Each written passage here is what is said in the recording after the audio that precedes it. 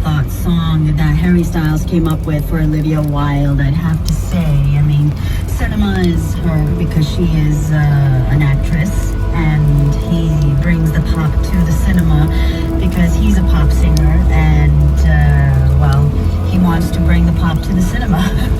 And also maybe a little bit of popcorn there too, you know, why not? That's what you need in the cinema.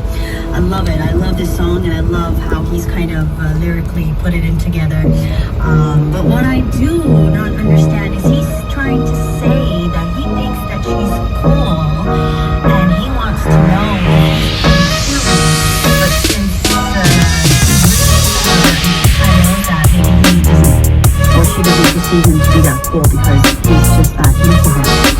I don't know, you know? That's a weird thought. I think it's really cool when yeah, I mean, not like crazy, stalkerish kind. Oh, well, that. No, yeah, anyhow, going back to school, guys, have you started? Are you back in school? Is it your tricky time now? Or